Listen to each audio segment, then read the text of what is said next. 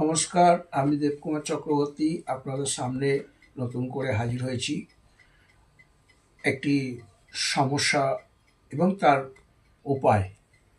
এখন শীতকাল, এই শীতে বেশিরভাগ মানুষ সর্দি, হাঁচি এইসবে ভুগছেন।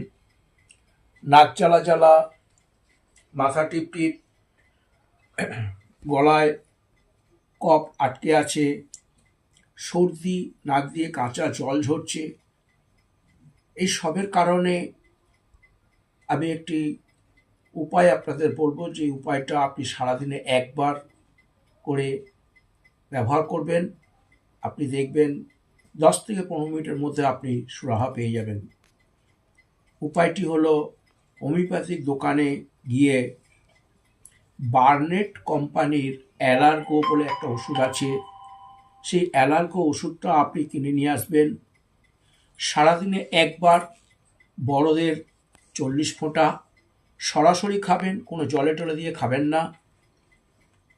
যাদের অ্যালার্জি আছে, অ্যালার্জিতেও কাজ করবে। বাচ্চাদের দেবেন 12 বছরের নিচে 15 ফোঁটা সারাদিনে একবার।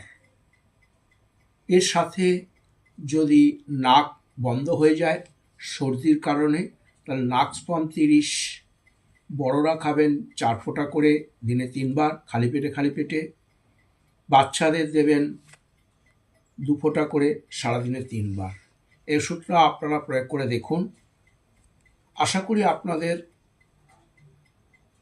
আপনারা অনেক ভালো থাকবেন শীতকালে।